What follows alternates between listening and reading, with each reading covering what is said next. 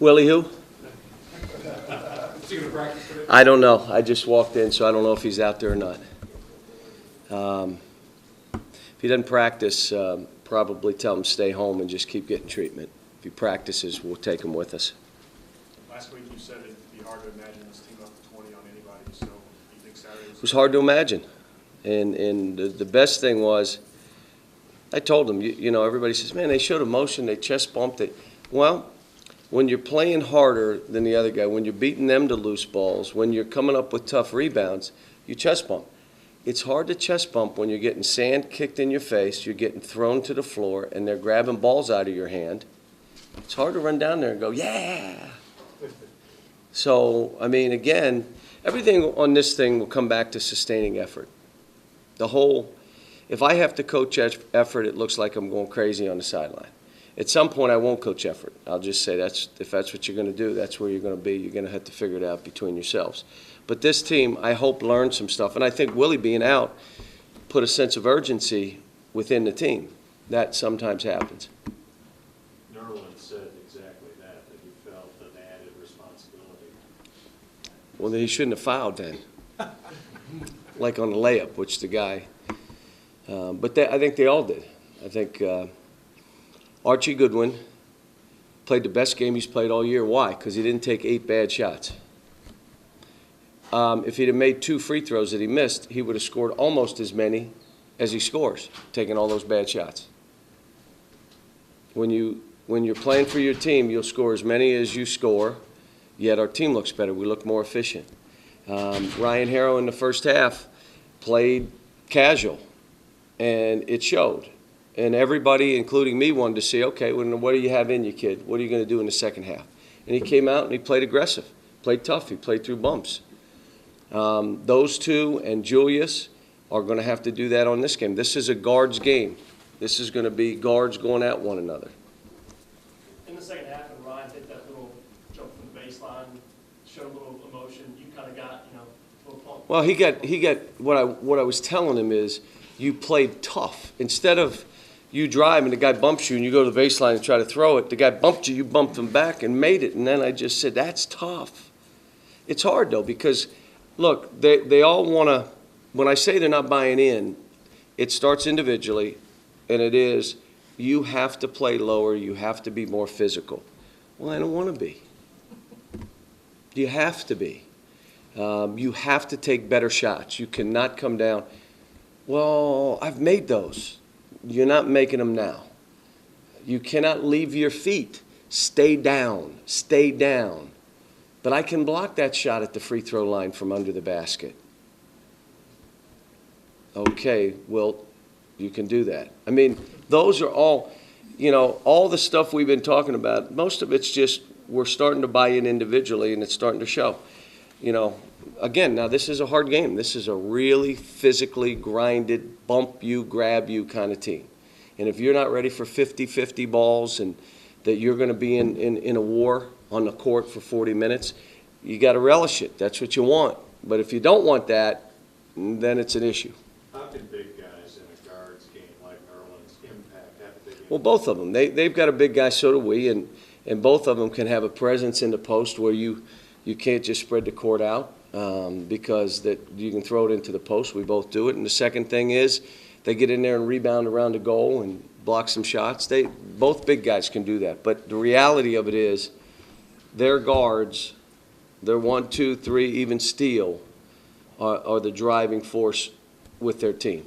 I'm not saying, the big kid's good, but the driving force are their guards.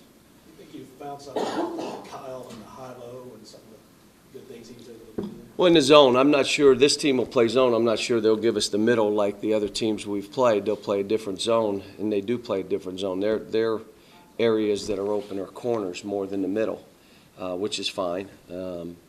But Kyle's done well. Kyle's effort level has been off the charts. So when you talk about, wow, he looks good, his effort level, you're not going to shoot it great every night. But you can have an effort every night. You can come up with balls. You can sprint the court. You can help on a pick and roll. Check this out. And get back to your own man.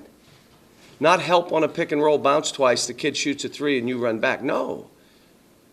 He proved that last game he can do it. I can help on a pick and roll and still rush at my man.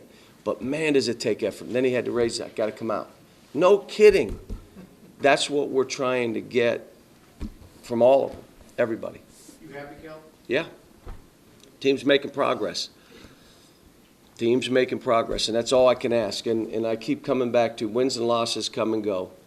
These kids will not be defined by those things. They're going to be defined by how they played. 10 years from now, when people look, it's going to be, man, that team played hard, and they scrambled, they covered for each other. What great effort. Or that's not going to be the case. That it's going to be, man, no sense of urgency, look like they don't care as much, blah, blah, blah, blah, and it's wins and losses. This team, it's all about sustaining an effort. I thought Alex was better.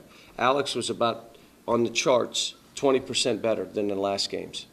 It's a big jump, man, 20%. Now we got to keep him rolling in that direction. He's playing 3 minutes at a time, so he can just sustain effort and the habit of stopping or not playing or mentally losing, you're off. Just 3 minutes hard, come off. 3 minutes hard, come off. And that's what we're trying to do right now. John, what if getting that kind of effort and that kind of win on the road when it was a marketing person's dream and a full house, and yet your kids played so well? It's every game we play, though. It does, but I mean, the fact that they responded that way and got that kind of win. Yeah, what does that do for you? it just, well, I thought we did it against Vanderbilt. I thought we're playing better on the road than we are at home. I thought Vanderbilt game, we hit 7, 8 minutes where we got tentative, but short of that, I thought we played excellent. And so every game we play, it's an advantage for us because the teams we're playing against, very rarely is that happening to them. For us, it's every single game we play, home or on the road, is some specialty day. Retiring jerseys, giving away cups, the shirt night, bat night, family night, McDonald's hamburger night. I don't know, but it's something, and it's what it is.